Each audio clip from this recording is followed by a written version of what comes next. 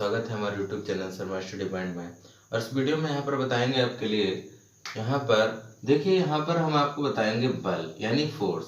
देखिए फोर्स के बारे में यहाँ पर बताएंगे कि बल क्या होता है, बल कितने प्रकार के होते हैं। तो यहाँ पर हम इस टॉपिक पर बात करेंगे आज बल के बारे में। ठीक है, देखिए हम आपके लिए बता देते हैं कि बल क्या है।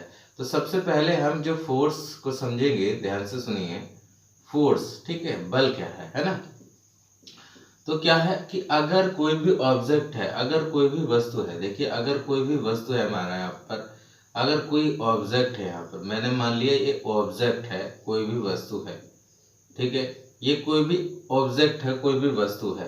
अगर हमने इस वस्तु को, ध्यान से सुनना, अगर हमने इस वस्तु को क्या है कुछ दूरी तक चलाने का प्रयास किया, कुछ दूरी तक इसको मैंने चलाने का प्रयास किया। जैसे कहाँ तक चलाऊंगा, मान लो ये वस्तु यहाँ पर है और मैंने इसको यहाँ तक लाया हूँ, इसको मैंने वस्तु को यहाँ तक लाया हूँ, ठीक है ना। अब यहाँ तक लाने में हमें क्या करना पड़ेगा, इसको कुछ न कुछ करना पड़ेगा।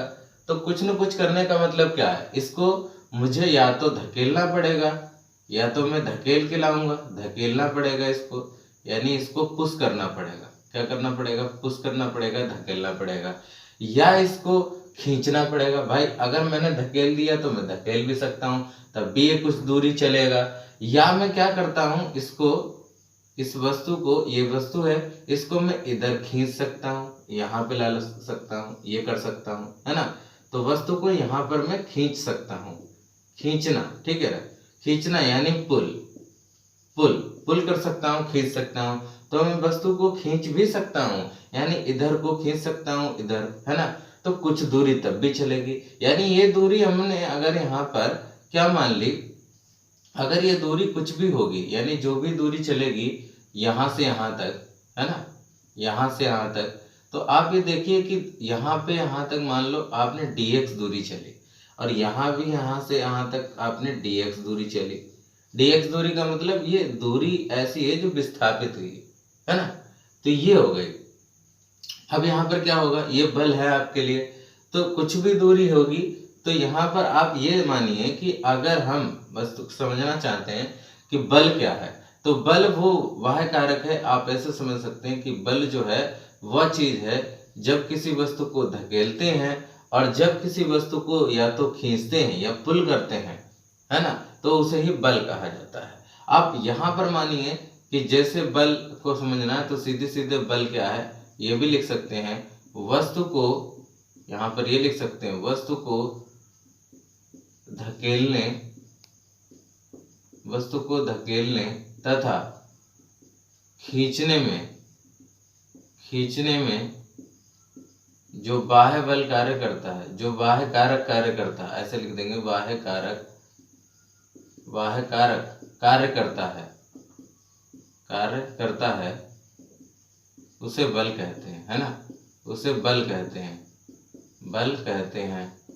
तो आप ये भी लिख सकते हो कि जैसे उस वस्तु को धकेलने तथा खींचने में जो बाह्य कारक कार्य करता है, यानी इसको खींचने में हमें जो है धक्का देना पड़ेगा, इसमें जो कार्य करेंगे हम, और वही क्या कहलाएगा, बल कहलाएगा, ठीक है ना।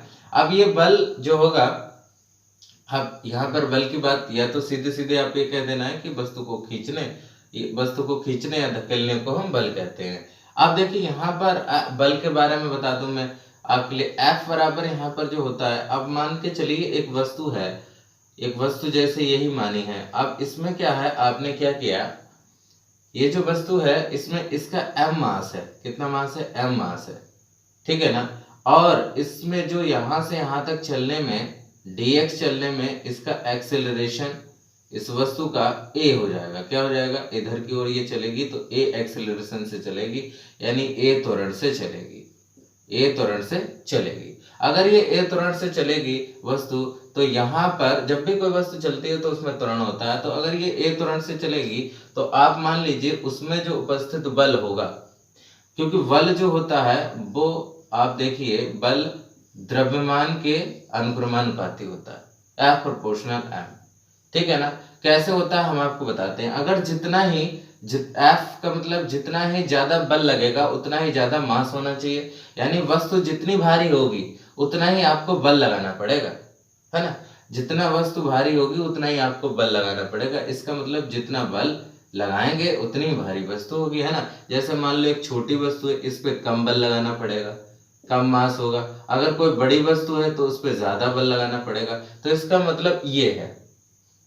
तो यहाँ पर देखिए बल प्रोपोर्शनल यहाँ पर होगा m के। इसी तरीके से F यहाँ पर प्रोपोर्शनल m होगा, तो यहाँ पर F प्रोपोर्शनल m कांस्टेंट आ जाएगा m इंटू a, है ना। F बराबर ma इसका फार्मूला हो जाएगा, F बराबर ma यानी मास द्रव्यमान। F का मतलब यहाँ पर बल हो गया, m का मतलब यहाँ पर द्रव्यमान, वस्तु का द्रव्यमान, और a का मतलब त्वरण, वस्तु का त्वरण। ठीक है, तो ये यहाँ पर F बराबर ma आ गया।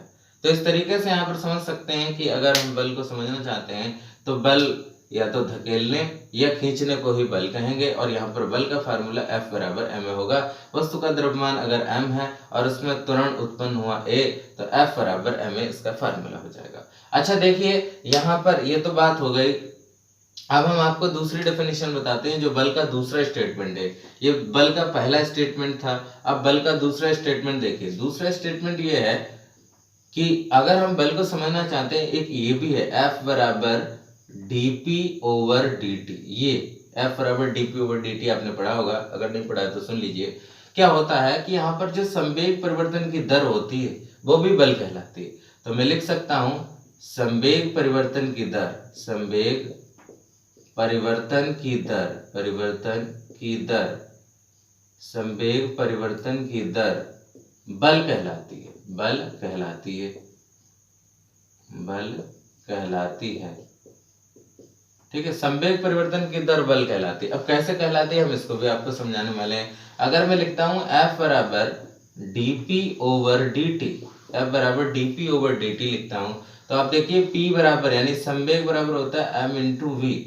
m इंटू वी मतलब मास इंटू वेलोसिटी, है ना। द्रव्यमान गुणा यहाँ पर वेग होता है P बराबर m v। तो रख देते हैं F बराबर d इंटू पी का मान m v और अपॉन में dt। ठीक है, अब देखिए F बराबर आप जानते हो कांस्टेंट बाहर आ जाएगा तो m बाहर आ जाएगा, dv ओवर dt बचेगा। और dv ओवर dt जानते हो क्या होता है? dv ओवर dt होता है एक्सेलरेशन यानी त्वरण। तो हम a को लिख सकते हैं dv ओवर dt, क्योंकि ये जो है rate of change of velocity है। अगर वेग की परिवर्तन की दर है तो वो त्वरण कहलाती है। ठीक है, तो dv ओवर dt की जगह पर क्या आ जाएगा? F बराबर m और dv ओवर dt की जगह पर a, तो F बराबर ma हमारा निकल के आ गया। तो हम इस तरीके से यहाँ पर ये भी कह सकते हैं कि जो बल है यहाँ पर वो क्या है? F बराबर ma ही निकल के आया है। इसलिए हम कह सकते हैं कि संवेग परिवर्तन की दर जो होती है वो बल कहलाती है। तो इस तरीके से यहाँ पर आप समझ सकते हैं कि जो है बल ये होता है। ठीक है, तो बल का पूरा यहाँ पर हमने दोनों स्टेटमेंट आपके लिए यहाँ पर बता दिए हैं। तो आप ये समझ सकते हैं कि बल जो है किसी वस्तु को धकेलने या खींचने में जो प्रयोग होता है वो बल कहलाता है। ठीक है ना।